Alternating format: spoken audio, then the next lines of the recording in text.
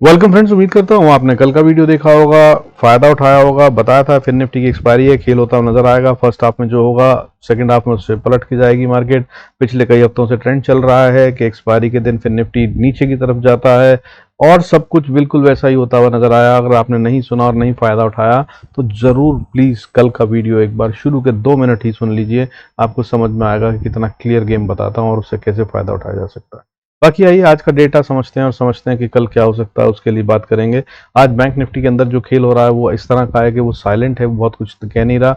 कल का दिन वेडनेसडे मार्केट साइड में रह सकती है क्योंकि कल गेम तैयार करा जाएगा। और वैसे भी वेडनेसडे का दिन वो होता है जिसके अंदर बड़े बड़े फंड हाउसेस जो हैं वो अपनी हेज पोजीशंस को अलाइन करते हैं, तो ऑप्शंस के प्रीमियम खतरनाक ढंग से इधर से उधर होते हैं, उसका फायदा भी उठाया जा सकता है। एज अ सेलर ज्यादा फायदा होता है आमतौर पे, लेकिन कल का दिन खतरनाक हो सकता है क्योंकि वॉलेटिलिटी इंडेक्स जो है वो बहुत तेजी से बढ़ता हुआ नजर आ रहा है। 6% बढ़ा था कल, आज फिर से 3.5% ज्यादा बढ़ता हुआ नजर आया है। आइए समझते हैं कि क्या बन रहा है डेटा में। अगर कल गैप डाउन हुआ तो कुछ खेल खतरनाक हो सकता है, अदरवाइज बहुत सारे चांसेस हैं कि मार्केट अभी भी बहुत स्ट्रांग है और ऊपर जाती हुई नजर आए। अगर आप इन्वेस्टर हैं तो निश्चिंत रहिए, बट ये ट्रेडर्स के लिए बात हो रही है, उसको समझते हैं। आइए शुरू करते हैं आज का video. Before we start I request to go to the disclaimer. जरूरत हो तो वीडियो को पॉज कर पढ़ें। देखिए, अगर आज की बात करूं तो डोमेस्टिक इंस्टीट्यूशनल इन्वेस्टर जो हैं उन्होंने आज फिर से सेल ऑफ करा। 1317 करोड़ से ज्यादा का माल बेच दिया इन्होंने आज फिर। हालांकि ओवरऑल में ये बायर्स हैं और मोटी बाइंग में है। अभी बताऊंगा मंथली और ईयरली फिगर तो आपकी समझ में भी आएगा। बाकी नहीं तो वीकली वीडियो अगर आपने देखे हैं तो उसमें तो एलैबोरेट करके समझाया, नहीं समझे हैं तो वहां जाकर भी देख सकते हैं, पूरा समझाया है। तो आज डोमेस्टिक इंस्टीट्यूशनल इन्वेस्टर ने 1317 करोड़ का माल बेचा है। वहीं फॉरेन इंस्टीट्यूशनल इन्वेस्टर, विदेशी वालों ने इससे कहीं ज्यादा खरीदा है, दैट इज 2115 करोड़ से ज्यादा का माल बाय किया है इन्होंने आज।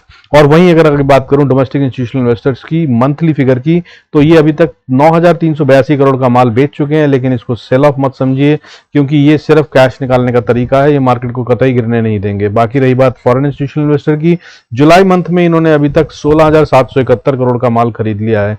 और अब अगर ईयरली डेटा बताऊंगा तो आपको समझ में आ जाएगा मैं कह रहा हूं क्या।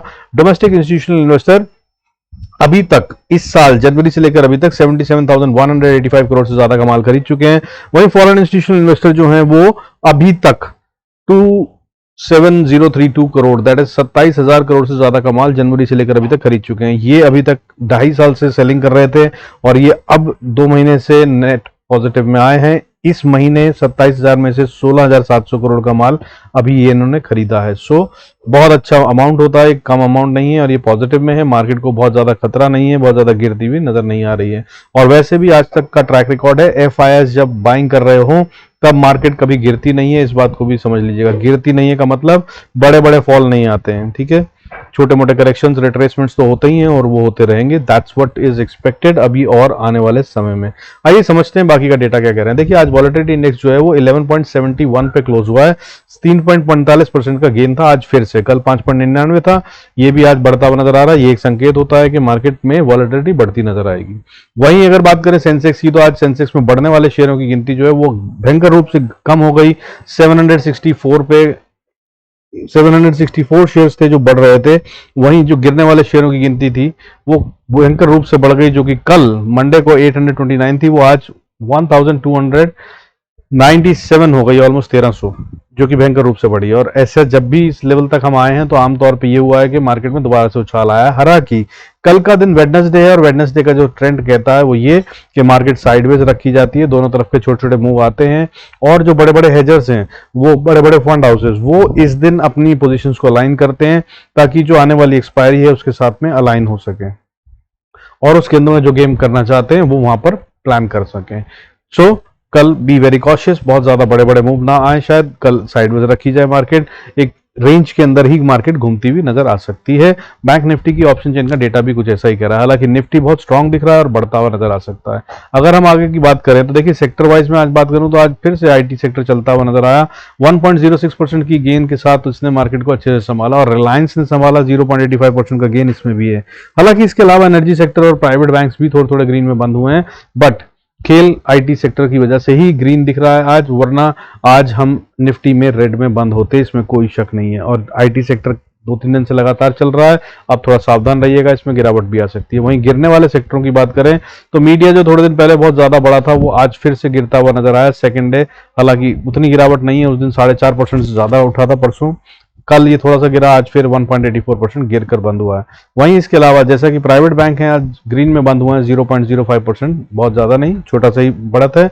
बट पीएसयू बैंक जो है आज वो 1.23% गिरते हुए नजर आए और इनकी वजह से बैंक निफ्टी जो है वो 45,410 पे बंद हुआ है with the loss of 38.9 points.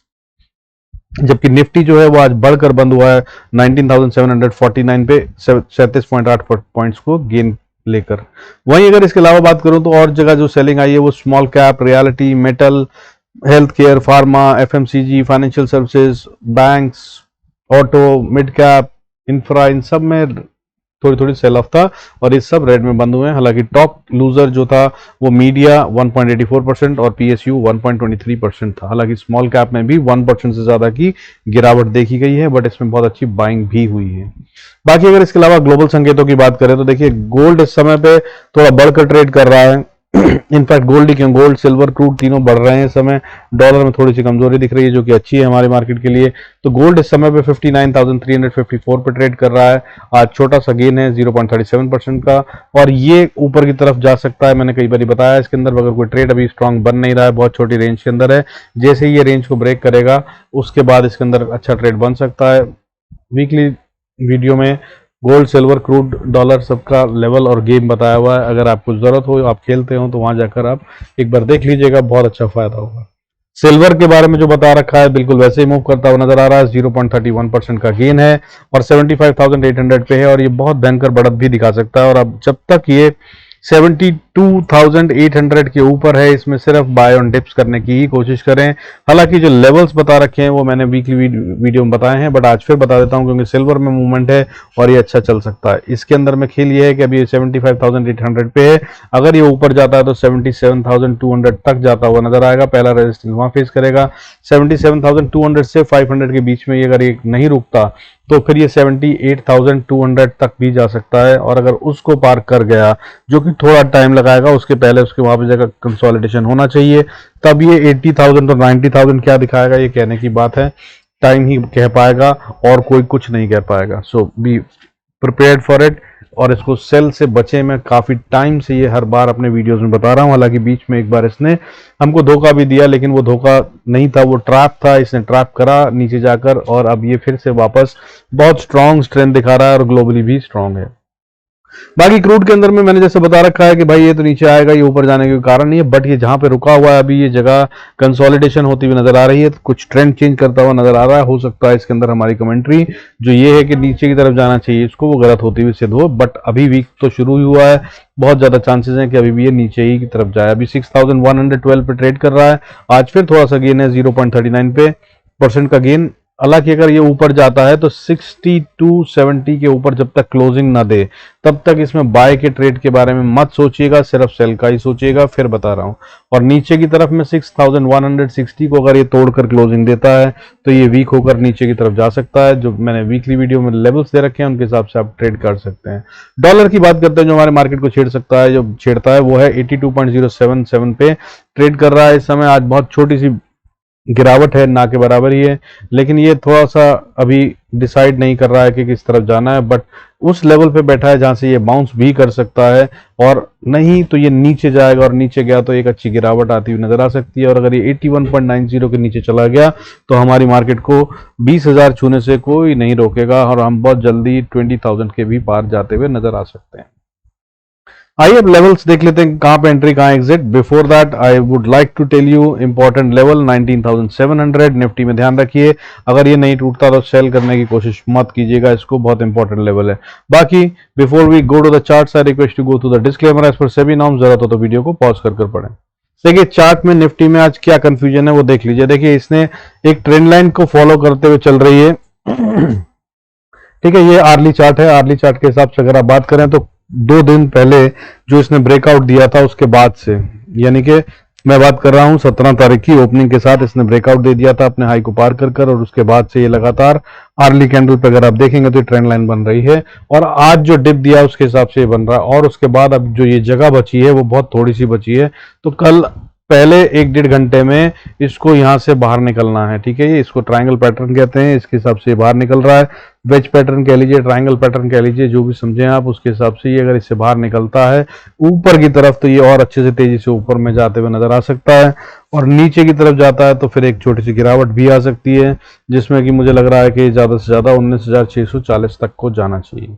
अब बात कर लेते हैं, अगर आप ट्रेड करते हैं तो क्या लेवल्स होंगे, तो निफ्टी बढ़े तो क्या करना है या क्या लेवल्स हैं, उनकी बात को समझ लेते हैं। देखिए, अगर निफ्टी को सबसे पहले बढ़ना है तो बाय का ट्रेड अगर आपको लेना हो तो सबसे पहला लेवल 19,755, इसके ऊपर जाएगा तो एक बार को बाय कर सकते हैं, और अगली रेजिस्टेंस 19,763 पे फिर से है, और अगर 63 को पार करता है तब ये एक अच्छी बढ़त दिखा सकता है, तब 19,780 तक जा सकता है, और अगर इसको पार करा तो फिर अगला लेवल जो है इसका वो 19,820-30 तक का बनता है, और उसको पार करा तो 19,874 का।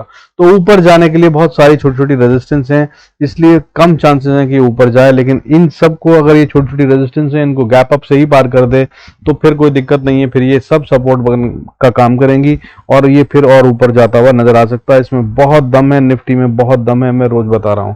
और अभी बात करूं तो 19,820 का हाई जो बनाया है इसने वो इंपॉर्टेंट है, उसको क्रॉस करके अगर ये ट्रेड करे तो दोस्त सेल की कोशिश मत कीजिएगा, लेकिन अगर ओपनिंग इससे ऊपर हो जाती है तो बी वेरी कॉशियस, फिर से प्रॉफिट बुकिंग या सेल ऑफ आ सकता है। ठीक है, अब नीचे की बात कर लेते हैं। अगर नीचे जाना है देखिए निफ्टी को, तो सबसे पहला लेवल इंपॉर्टेंट वाला जो इसे ब्रीच करना होगा वो 19,730 है, हालांकि उसके बाद 700 पे भी एक अच्छी सपोर्ट बनती है, वहां तक ये फ्लिक मार के जा सकता है। अगर उसको तोड़े तब फिर से एक छोटी सी सपोर्ट 19,688 पे बनती है, जो कि बहुत इंपॉर्टेंट है। तो जब तक ये समझ लीजिए कि इसको नहीं तोड़े तब तक कोई बड़ा सेल का भी ट्रेड नहीं बनता है, और इसीलिए मैं कह रहा हूं कि कल मार्केट साइडवेज रह सकती है अगर इसी रेंज के बीच में रहती है। तो हाउएवर अगर इसका ब्रेकआउट दे दे तो फिर आप इसके अंदर गेम कर सकते हैं। तो नीचे की तरफ में अगर इसके नीचे जाता है तो फिर इंपॉर्टेंट लेवल जो है वो 19,618 का होगा, उसको तोड़ता है तो फिर 19,593, और उसके बाद फिर इंपॉर्टेंट सपोर्ट जो आएगी जहां से वापस निफ्टी बाउंस कर सकता है वो है 19,500 से 510 का एरिया। हाउएवर अगर वहां भी नहीं बचा पाई तो फिर सीधा 19,403 का लेवल बनता है, 100 पॉइंट और छोड़ती हुई नजर आ सकती है निफ्टी 50 स्पॉट की बात करें। वहीं बैंक की बात कर लेते हैं। देखिए, अगर बैंक निफ्टी की हम बात करें तो सबसे पहले तो ये समझ लीजिए, देखिए इसमें जो चार्ट बन रहा है ना वो कुछ अजीबोगरीब सा चार्ट नहीं, मतलब क्या कहना चाहिए, अजीबोगरीब नहीं, इनफैक्ट मगर 3 दिन से लगातार इसने डाउन डाउन डाउन डाउन चल रहा था रेड कैंडल, और आज जो बनाई है इसने वो डोजी बनाया, और डोजी भी ऐसा बनाया जो कि इनसाइडर कैंडल है। इनसाइडर कैंडल मतलब मैं 2 आवर का कैंडल दिखा रहा हूं आपको, ठीक है, ये आज का। अगर इसको बात करें तो देखिए बड़ा इसका हाई जो है पिछली 2 घंटे की कैंडल, उसी के अंदर में आखिरी में जो इतना बड़ा गेम हुआ जिसमें इन्होंने सबको बर्बाद कर दिया, रिटेल ने बहुत पैसा लूज करा होगा अगर वीडियो नहीं देखे होंगे तो, वो मगर movement with in the previous 2 hours की कैंडल था, यानी कि गेम असल में अभी हुआ ही नहीं है। ये तो सिर्फ निफ्टी एक्सपायरी, फाइनेंशियल सर्विसेज की एक्सपायरी मैनेज थी। तो कल खेल होता हुआ नजर आएगा, तो कल के लिए इंपॉर्टेंट लेवल नोट कर लीजिए, 45,506 के ऊपर बिंदास में बाय कर सकते हैं, एक अच्छा ट्रेड मिल सकता है। और अगर नीचे में बात करें तो 45,340, इसके नीचे में एक सेल का ट्रेड अच्छा मिल सकता है, हालांकि उसके बाद भी सपोर्ट्स अच्छी हैं। वो लेवल सभी बताता हूं आपको, तो आपको समझ में आएगा कि गेम क्या है। देखिए, अगर बैंक निफ्टी को ऊपर जाना है सबसे पहले तो सबसे इंपॉर्टेंट लेवल जो है उसको पार करना होगा वो पहले 45,490 का, इसको पार कर ले तो फिर एक जोन में जाएगा जिस जोन के अंदर में बुल्स एंड बियर्स के बीच में फाइट होगी। वो जोन शुरू होता है 45,500 से लेकर 45,664 का, ठीक है। इसको ये पार कर ले तब ये फिर नए हाइज बनाने की कोशिश करते हुए आगे जाएगा, और फिर अगली रेजिस्टेंस जो आएगी वो लगभग 45,900 से 45,850 के बीच में आएगी, 850 से 900 तक जाता हुआ नजर आ सकता है। और अगर उसको पार करा, दैट इज 45,910 के आसपास समझ लीजिए, उसको पार कर अगर ये ट्रेड करने लगे और सस्टेन कर गया तब ये एक अच्छी बढ़त और दिखाता हुआ नजर आ सकता है, और 500-600 पॉइंट का 400 पॉइंट का और मूव आ सकता है।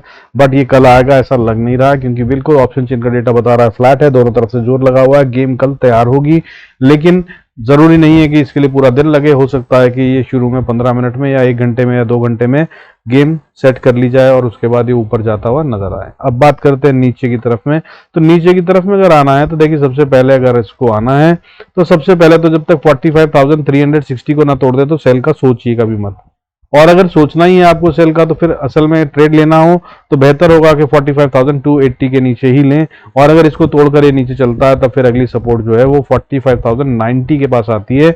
इनफैक्ट 45,090 से लेकर 45,040 के बीच में एक इंपॉर्टेंट एरिया बनता है। यहां से बहुत हाई चांसेस हैं कि बैंक निफ्टी बाउंस बैक कर ले। अगर कर ले तो बॉस यहां से रिवर्सल का ट्रेड लेने में मत घबराइएगा, एक अच्छा वो अप मूव आता हुआ नजर आएगा बैंक निफ्टी, फिर इसका मतलब स्ट्रांग हो रहा है, जो गेम खेलना था वो खेल लिया गया।